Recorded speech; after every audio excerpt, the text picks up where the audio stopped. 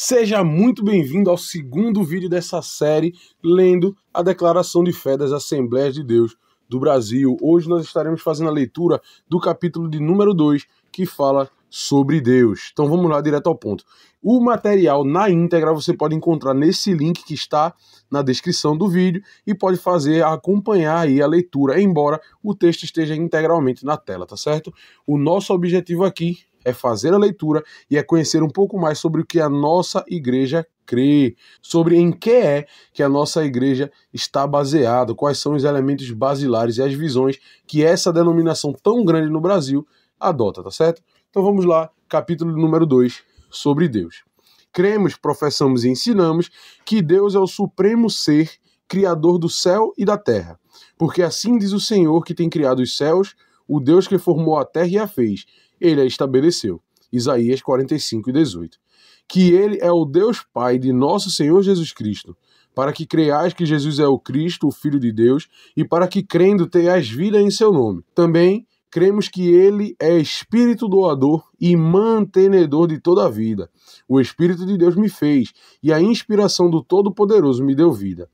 Cremos também que ele é o único Deus verdadeiro. E a vida eterna é esta, que conheçam a ti só, por único Deus verdadeiro, e a Jesus Cristo, a quem enviaste. Cremos também que não há outro além dele. Eu sou o Senhor, e não há outro. Fora de mim não há Deus, que fora de mim não há outro. Eu sou o Senhor, e não há outro, conforme Isaías capítulo 45, versos 5 e 6. Ele é identificado na Bíblia como Deus. Eu sou Deus, o Deus de teu pai, Deus Altíssimo e Deus Todo-Poderoso, Jeová e Senhor, além de outros nomes. Deus é um ser pessoal, que possui atributos naturais, morais e de poder, qualidades e virtudes que lhe são próprias. Então é possível perceber que Deus não é tudo, que Deus não é, ai meu Deus, Deus é tudo, Deus é amor. Não, Deus é um ser, uma pessoa que tem suas características específicas. Claro que a Bíblia diz que Deus é amor, beleza? Mas Deus não é apenas amor. Não podemos reduzir a pessoa de Deus a um conceito, a uma frase de algumas poucas palavras. Primeiro, sobre os atributos naturais. Deus é espírito. Deus é espírito e importa que os que o adorem em espírito e em verdade. Ele é eterno. Nunca teve começo, princípio e nunca terá fim. O Deus eterno te seja por habitação, e por baixo de ti estejam os braços eternos. Pois ele existe por si mesmo. Como o Pai tem a vida em si mesmo, assim deu também ao Filho ter a vida em si mesmo. Deus me disse, eu sou o que sou. De eternidade a eternidade ele é Deus, desde antes da fundação do mundo, e subsistem três pessoas distintas, o Pai, o Filho e o Espírito Santo. Futuramente vai ter um capítulo também sobre o Filho e sobre o Espírito Santo. Portanto, ide e ensinai todas as nações, batizando-as em nome do Pai, e do Filho e do Espírito Santo. Deus é invisível. Espírito não se compõe de matéria, não tem carne nem osso, pois é substância imaterial e invisível, abre aspas, o qual é a imagem do Deus invisível, conforme Colossenses 1:15. Nenhum ser humano o viu nem o pode ver. Ele é imutável, porque o Senhor não muda, é o mesmo desde a eternidade. É um ser transcendente, fora da criação, e imanente, que relaciona-se com a criação, além de ser infinito. Grande é o nosso Senhor e de grande poder, o seu entendimento é infinito. Deus é também um ser pessoal. Ele tem consciência de si mesmo e possui poder de autodeterminação. A Bíblia mostra também que em Deus há os elementos constitutivos da personalidade, como intelecto, emoção, vontade, além dos atributos como alguém que fala, que vê e que ouve. Aí tem as citações e os versículos bíblicos embasando esses pensamentos. Segundo, sobre os atributos morais. Deus é amor. Aquele que não ama não conhece a Deus, porque Deus é amor. Ele é incomparável em santidade. Nenhum outro atributo divino é tão solenizado nas Escrituras como esse. Não há santo como é o Senhor, porque não há outro fora de ti. Incomparável é ainda em verdade, fidelidade, justiça e amor, além de bondade, benignidade, misericórdia e graça. Esses são atributos que nós podemos identificar na pessoa de Deus. Por quê? Porque ele age para conosco dessa maneira. E a Bíblia nos revela Deus agindo desta maneira com diversos seres humanos ao longo de toda a história. Terceiro, sobre os atributos de poder. As perfeições exclusivas de Deus, como a onipotência, onisciência e onipresença, são características que comprovam a sua grandeza e infinitude. Deus é onipotente, ele é o Deus Todo-Poderoso, porque para Deus nada é impossível, aquele versículo bastante conhecido que nós temos. O poder de Deus é ilimitado, não há coisa alguma impossível para ele. A sua vontade, porém, é determinada por sua natureza santa e justa, pois ele não pode ver o mal e nem praticá-lo. Tu és tão puro de olhos que não podes ver o mal e a vexação não podes contemplar. Deus ele é impedido de fazer o mal por causa da sua natureza. O que muitas vezes, do nosso ponto de vista, pode ser interpretado como uma maldade vinda de Deus, na verdade, é a execução de sua bondade, é a execução de sua justiça, é a execução de sua fidelidade, é a execução de sua lealdade. Deus, ele não é o amor do filme, Deus, ele não é a bondade do livro, Deus é a essência da bondade, da justiça, da fidelidade e do amor. Deus também não pode mentir, o qual Deus, que não pode mentir, prometeu antes dos tempos dos séculos, conforme Tito 1 e 2. A onisciência é o conhecimento pleno de todas as coisas necessárias ou contingentes que acontecem, aconteceram, acontecerão e que poderiam ou não acontecer. Deus, na verdade, é como se fosse um grande computador das probabilidades. Não que Deus seja um computador, ele é muito mais do que isso, mas ele conhece todas as probabilidades, ele conhece tudo que se deu, que se daria também. Futuro, abre aspas, que anuncia o fim desde o princípio e desde a antiguidade, as coisas que ainda não sucederam. Trata-se de um conhecimento infinito e imediato, em que não há esquadrinhação. Deus, uma terceira característica aí, perfeição exclusiva dele, é a onipresença.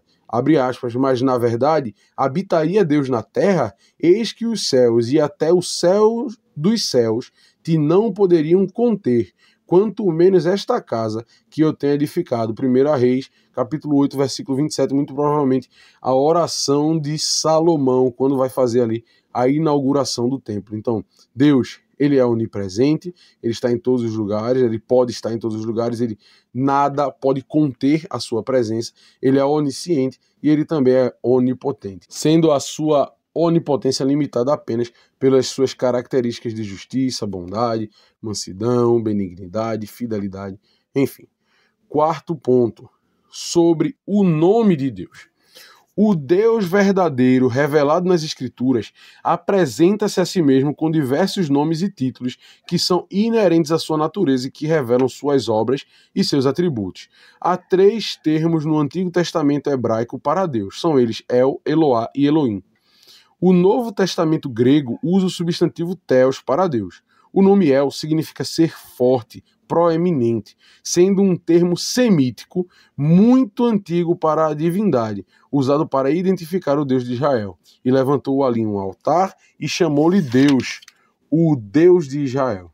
É, contudo, empregado também para deidades dos antigos povos semitas, como nomes próprios e como apelativos. Eloá é uma forma expandida de El, e Elohim é o plural de Eloá. O nome Elohim refere-se à ideia mais abstrata da deidade, de um Deus universal e criador do mundo, indicando a transcendência da sua natureza.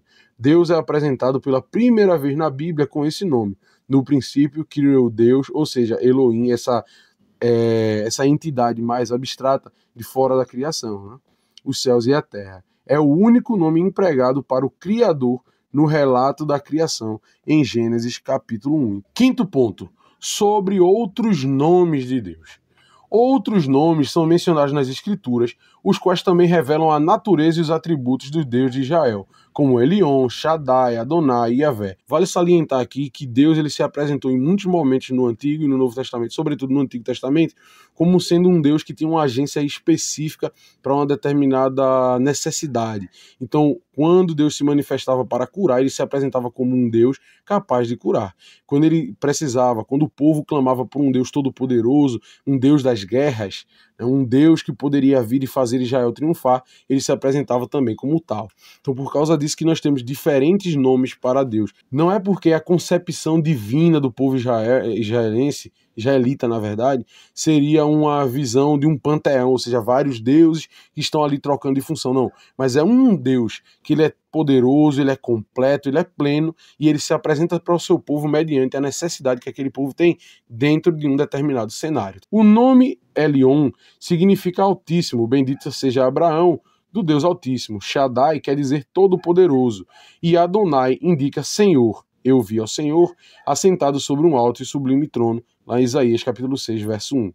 O nome Yahvé é conhecido por meio do tetragrama, as 4 consoantes do nome divino, YHWH, e identificado também como Jeová, cuja forma foi inventada no final da Idade Média, quando as vogais do nome Adonai foram inseridas no tetragrama. A forma híbrida Jeová não é bíblica, mas assim ela foi passada para a cultura ocidental. Entretanto, aos poucos, esse nome vem sendo substituído pela forma Yahvé ou Javé, que é a pronúncia mais próxima do original. O tetragrama vem do verbo ser no hebraico, da expressão eu sou o que sou. Isso revela que Deus é o que tem existência própria, ou seja, existe por si mesmo, é o imutável, o que causa todas as coisas, é autoexistente, aquele que é, que era e que há de vir, o eterno. É muito interessante a gente fazer essa comparação com a língua portuguesa, que possui 2 palavras, 2 verbos, né, diferentes, para estar ali simbolizando, quando nós estivermos falando de uma condição permanente e de uma condição passageira, que são os verbos ser e estar. Então eu estou aqui neste momento, é uma condição passageira, temporária, e eu sou da maneira como eu sou, vamos dizer, eu sou um homo sapiens sapiens.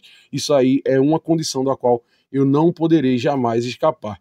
Então, quando Deus ele se apresenta como eu sou, ele está dizendo que ele é um ser que não depende de outra coisa externa a ele para manter a sua natureza, manter a sua existência, manter a sua gerência, a sua ação no mundo. O nome Javé aparece quando as características estão claras e concretas, sugerindo assim um Deus pessoal, que se relaciona diretamente com o povo. E Deus disse mais a Moisés: assim dirás aos filhos de Israel: o Senhor, o Deus de vossos pais, o Deus de Abraão, o Deus de Isaque e o Deus de Jacó me enviou a vós. Este é meu nome eternamente, e este é meu memorial de geração em geração. E nisso difere do emprego do nome Elohim no Antigo Testamento.